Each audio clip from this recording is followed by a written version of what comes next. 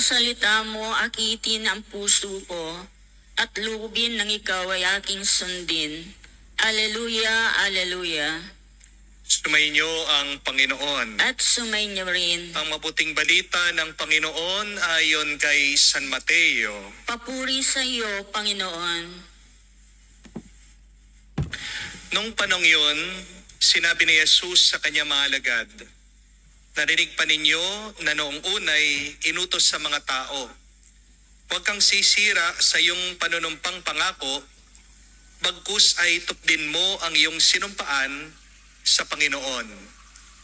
Ngunit ngayon sinasabi ko sa inyo, huwag na kayong susumpa kung nangangako kayo. Huwag ninyong sabihing, saksi ko ang langit, sapagkat ito'y trono ng Diyos. O kaya, saksi ko ang lupa, sapagkat ito'y tuntungan ng kanyang mga paa. Huwag din ninyong sabihing, saksi ko ang Jerusalem, sapagkat ito'y lunsod ng dakilang hari.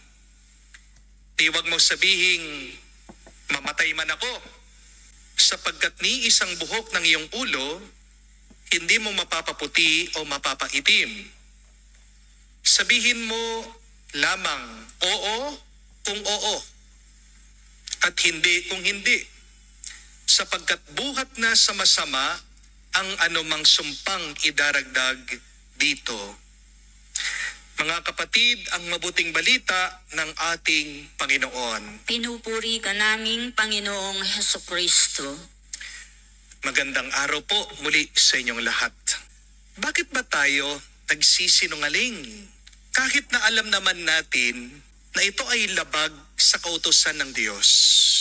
Let's admit it, we lie sometimes because we think we are being kind. Amen? Nagsisinungaling tayo minsan kasi ayaw natin masaktan ang feelings ng iba. Di po ba? Halimbawa, may lakad kayo ng barkada mo. Message ka na, tinatanong, nasaan ka? Ano pong isasagot nyo? Malapit na. Nandyan na. Sandali na lang, kakaunti na lang. Di po ba? Pero, tanong, ano talaga ang totoo? Malapit ka ba talaga? Nasa banyo ka pa lang eh. Naliligo ka pa lang eh. Kapag na-late ka, ano ang palusot nyo? Matraffic eh. Di po ba? Bakit ka nagsisinungaling? Kasi ayaw mong masaktan ang damdamin ng mga naghihintay sa iyo. May sakit ang magulang mo. Pinatingin mo sa doktor. Ang totoo, may cancer siya. Tinatanong ng nanay mo, "Anak, anong sakit ko?" Anong sasabihin ng iba sa inyo? Sasabihin ba talaga nilang totoo? Pero mga iba, hindi. Di po ba? Bakit magsisinungaling ka dyan sa matanda, dyan sa may sakit mong magulang? Kasi ayaw mo silang mag-alala. Ayaw mo silang may stress. Di po ba? Tinatanong ka ng kakumari mo, "Mars, maganda bang suot kong damit?" Pagkatingin mo pa lang sa kanya, mukha na siyang kortina. Anong sasabihin mo sa kanya? Yung totoo? Aminin. Yung iba sasabihin, "Ay, ang ganda mo, Mars. Bagay na bagay mo, bongga ka." Totoo? Bakit nagsinungaling ka? Kasi ayaw mo na ma-offend siya. Amen? Niyaya ka, sumama sa prayer meeting o mag-serve sa simbahan. Tumango ka naman, umoo ka, pero hindi ka pumunta. Bakit? Anong palusot mo? Anong excuse mo? Nagka-emergency ako. Nilagnat yung anak ko. Busy ako. Bakit hindi mo sinabi ang totoo? Na talagang ayaw mo na sumama sa simbahan. Kasi ayaw mong ma-disappoint sila sa iyo. Di po ba? Inaakala natin mas mabuting magsinungaling para hindi ka makasakit ng damdamin ng iba. But the question is, are you really being kind by lying to others? Talaga ba? Hindi mo masasaktan ang damdamin ng iba sa pagsisinungaling mo? Ano po ang sabi ng Panginoon? Anong turo ni Jesus sa atin? Walang nakatago ang hindi malalaman. Ang mga nasa dilim ay lalantad din pagdating ng panahon. Wala kang maitatago na hindi sisingaw. Amen? At kapag nalaman ng iba na nagsinungaling ka talaga, diba, mas masasaktan sila. Amen? Ano po ang kasabihan? It is better to be hurt by a truth than to be comforted by a lie. Because remember this is very important. Lies blind. Lies bind. But the truth will let you see. The truth will set you free. Nakakabulag ang pagsisinungaling. Nakakabigat ang pagiging sinungaling. Pero ang pagiging totoo, lumilinaw ang mata mo. Sa pagiging totoo, diyan lang tayo nagiging malaya at magaan ang buhay mo. There is really no kindness in lying because lying is evil. Yan po ang paalaala sa atin ng Panginoon sa Ebanghelyo na maging totoo. Ang oo mo, sana oo. Pag sinabi mong hindi, sana talaga hindi. Huwag kang susumpa at mangangako. Dahil sabi ni Jesus, anuman ang sobra sa sinabi mo, galing na yan sa demonyo. Bakit masama ang pagsisinungaling? Bakit masama kapag sinisira mo ang iyong pangako? Una, dahil ang ating mga bibig na ginagamit sa pagsisinungaling ay mga bibig din na gagamitin mo sa iyong pagdarasal at sa pagpapahayag ng mabuting balita. Your mouth that you use for lying is also the mouth and the tongue that you use for your prayers. It is also the mouth that you use to proclaim the good news. Paano ka pakikinggan ng Diyos kung doble kara naman yung dila mo? Paano kapag kakatiwalaan ng ibang tao kung hindi naman talaga totoo ang sinasabi mo? Pero pangalawa, masama ang pagsisinungaling kasi may nasasaktan ka sa hindi pagiging totoo mo.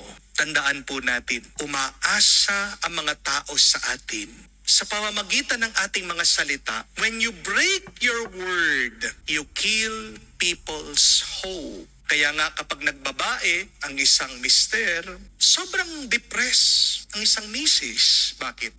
Umasa siya dun sa pangako sa salita ng kanyang asawa na siya lang ang pinakamamahalin sa hirap, sa ginhawa, sa sakit, sa kalusugan, hanggang sa kamatayan.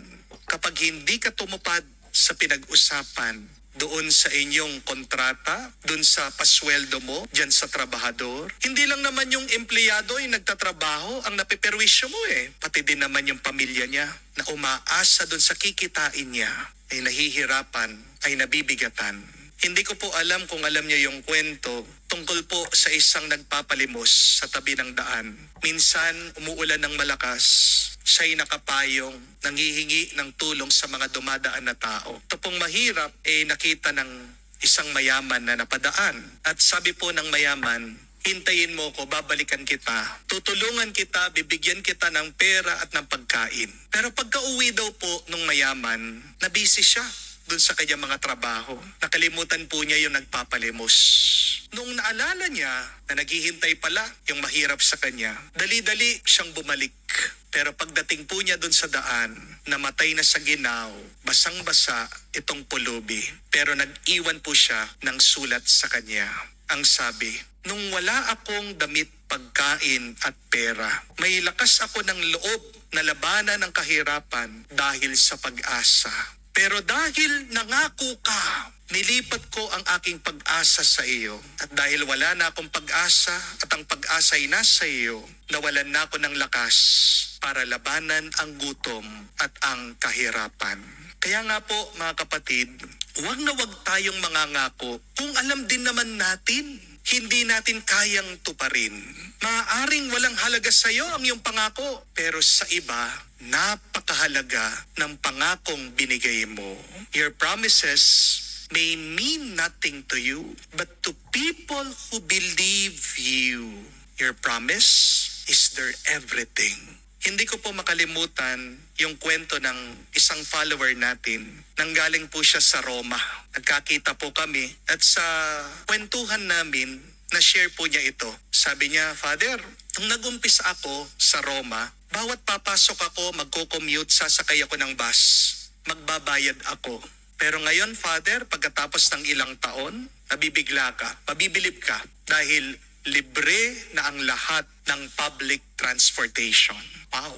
Ang pagkakaiba ng developed country sa poor country, sabi po niya, ay hindi naman yung istruktura lang, pero ang pagkakaiba ng developed country sa poor country ay nandoon sa mga politiko, sa mga naglilingkod sa gobyerno. Kasi sa mga mayayamang bansa, ang ugali ng mga politiko, pag nagsalita sila, gagawin nila. Kapag nangako sila, tutuparin nila. Kasi daw po, doon sa Italia, nung sinabi po ng gobyerno ng mga politiko, libre ang pamasahe para hindi mahirapan ang mga tao, hindi daw po ito bola. Hinanapan po nila ng paraan at naging katotohanan. Tingnan nyo na, kapag may tumutupad sa pangako, may umaasenso, may pinagpapala. Amen? May umaasensong buhay. May pagpapala sa pagiging totoo. Amen? Kaya nga, totoo din po yung salita ni Jesus Kapag sobra ang pinangako mo, kapag hindi ka tumutupad doon sa sinabi mo, galing yan sa masama. Napapasama ang kalagayan natin kapag may nagsisinungaling. May sumpa sa pagsisinungaling. May nagdurusa kapag merong hindi tumutupad sa pangako niya. Amen? Hindi aangat ang buhay natin kapag puro lang tayo salita, wala naman tayong gawa. Kaya po, mga kapatid, magdasal po tayo sa banal na misang ito para mas pagpalain pa ang ating buhay. Una, iwasan nating mangako, iwasan nating magsinungaling. Pangalawa, sanayin nating maging totoo sa Diyos at sa kapwa natin. At pangatlo, kahuli-hulihan, palagi lang tayong kumilos ayon sa kagustuhan ng Diyos. Amen. Tumayo po tayo, alay po natin sa